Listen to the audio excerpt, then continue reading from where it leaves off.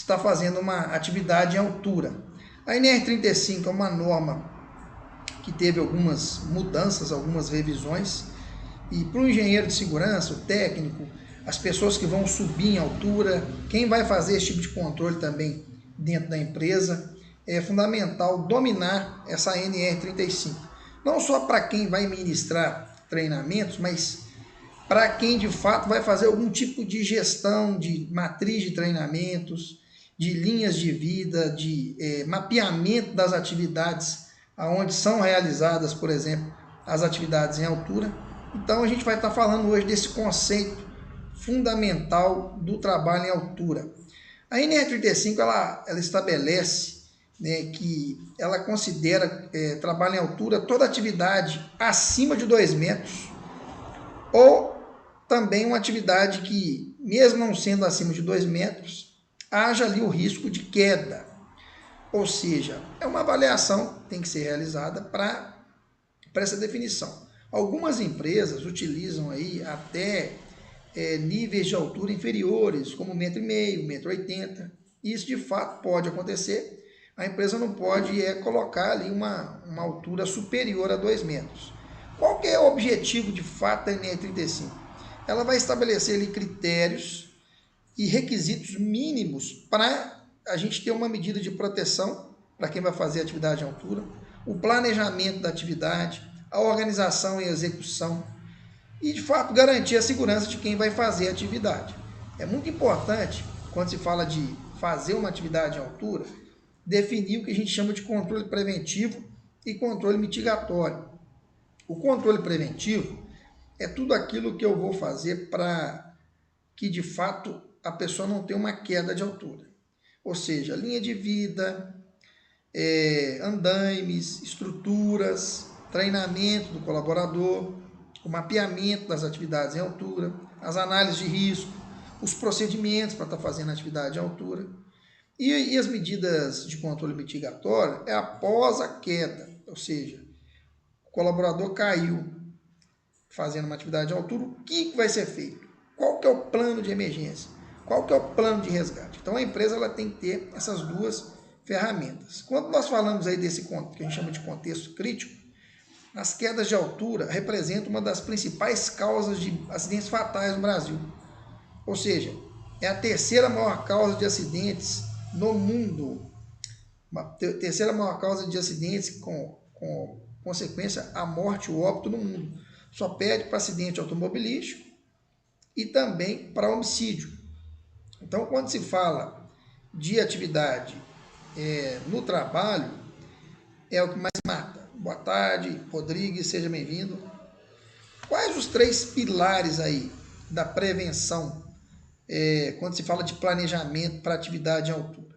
A gente tem que pensar em evitar, em planejar e minimizar. Quando nós falamos em evitar, é planejar o trabalho para ele ser realizado no nível do solo. Ou seja, tem como eu fazer aquela atividade sem utilizar escada, sem utilizar andaime, sem utilizar plataforma elevatória, fazer atividade no nível do solo?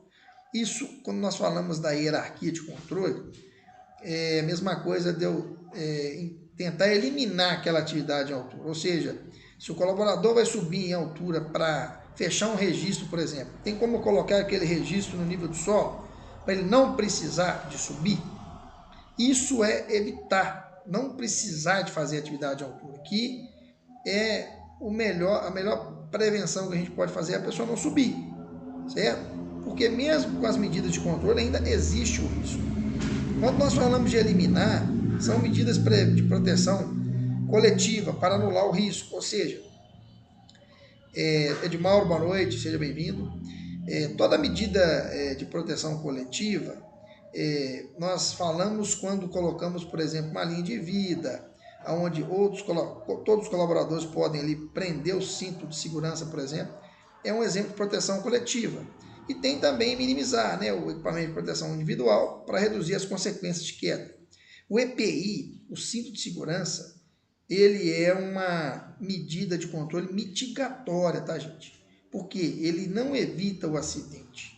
A partir do momento que a pessoa teve um desequilíbrio e caiu, mesmo que o cinto vai segurar ali, a pessoa não vai ter o contato com o solo, o acidente já aconteceu. Então, o cinto de segurança é uma medida mitigatória. O Edmauro está perguntando qual a NR de hoje. Hoje é a NR 35. Trabalha em altura, tá, Edmauro? Então, qual que é a documentação obrigatória quando a gente fala de atividade em altura? Tem que ter análise de risco e também a permissão de trabalho. Porque é mandatório essa questão aí para fazer uma atividade em altura. Quais que são as responsabilidades quando nós falamos da atividade em altura? Do empregador e também do trabalhador. Sempre falo aqui da responsabilidade compartilhada. Por quê? A empresa ela tem que fazer cumprir as normas, seja 35, seja qualquer outra. Ela tem que dar as condições de segurança para as pessoas realizarem a sua atividade. E no momento que ela, por exemplo, treina o seu colaborador, que dá ciência para ele dos riscos, treinamento teórico e prático, o colaborador também tem as suas responsabilidades. Então, a empresa, de fato, ela tem que garantir a implementação das medidas de proteção estabelecidas aí pela NR35. Ou seja, qual que é o primeiro passo quando se fala de trabalho em altura? A empresa ela tem que fazer um mapeamento, tá? Um mapeamento de todas as atividades que ela tem em altura. Isso é fundamental. E além disso, ela tem que assegurar a realização da análise de risco e também permissão de trabalho. Ou seja, procedimentos para que de fato essas análises sejam realizadas, que não seja permitida atividade sem esse tipo de liberação. E uma outra questão também, prover o treinamento, ou seja, a empresa tem que treinar as pessoas, capacitar de acordo com a NR35, né, fornecer os equipamentos de proteção individual para a atividade. O trabalhador ele tem que cumprir tudo isso, ou seja, cumprir os procedimentos, as normas, os procedimentos operacionais da empresa, né, zelar pela segurança. Ele tem também a questão do direito de recusa, né, ele tem o direito de interromper qualquer atividade quando ele sentir que tem um risco ali grave e eminente. E, de fato, tudo que for obrigação do trabalhador, a empresa tem que fazer cumprir através de inspeções, de procedimentos operacionais, de garantia que aquela atividade vai ser realizada de acordo com a NR35. Quando se fala de equipamento de proteção individual, a empresa ela tem que buscar fornecer um EPI confortável, seguro, né? Hoje o mais utilizado, né, o cinto tipo paraquedistas, né? Ele tem um elemento de engate rápido, né, tipo paraquedista, um elemento de ligação que é o talabaixo, trava-queda, ponto de ancoragem. As pessoas têm que receber, né, um treinamento para, por exemplo, fazer inspeção diária. O trabalhador deve realizar essa inspeção diária antes, né, verificar as costuras do cinto, fivelas, fitas.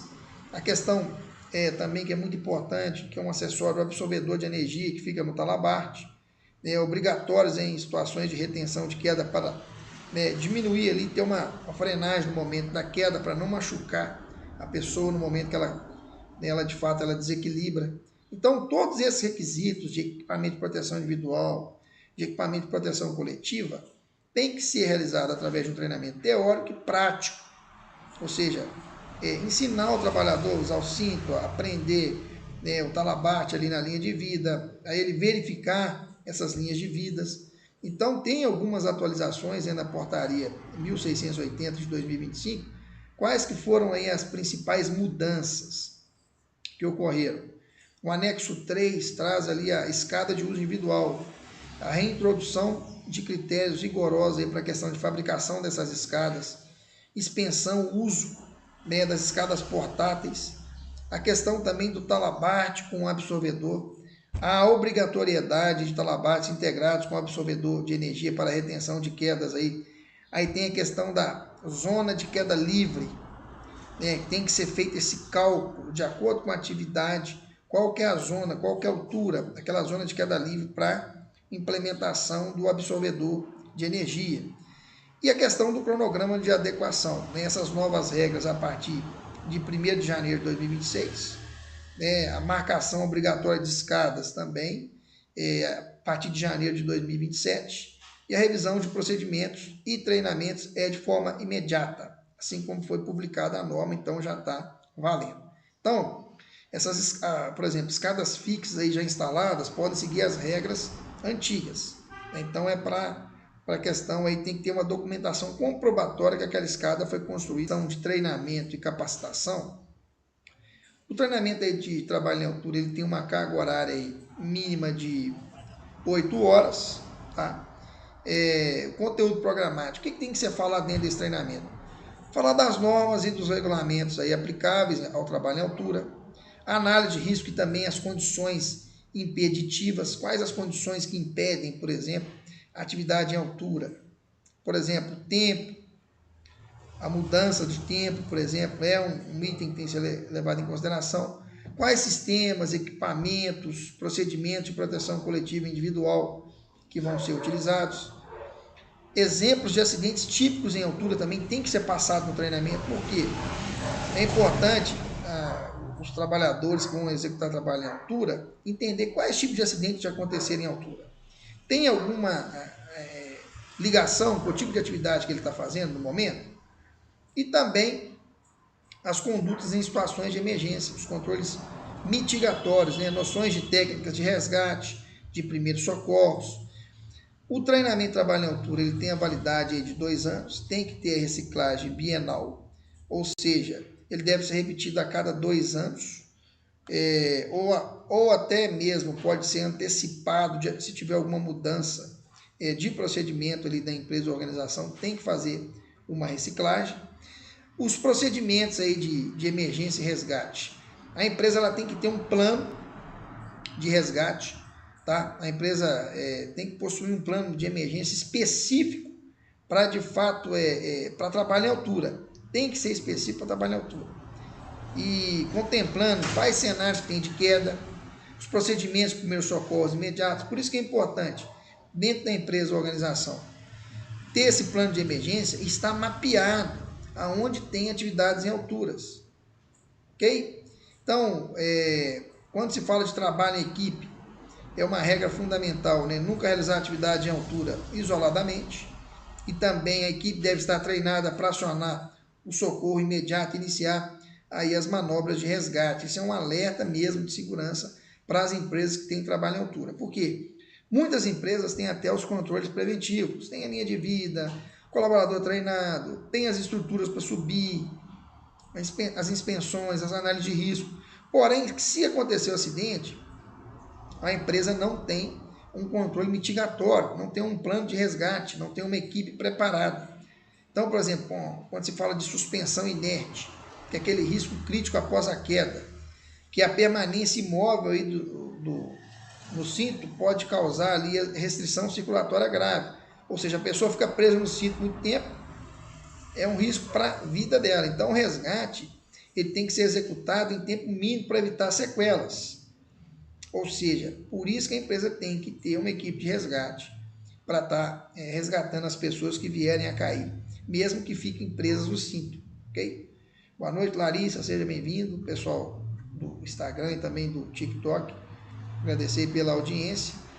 Tem aí, a gente está falando hoje do treinamento, né, da NR35, trabalho em altura, dentro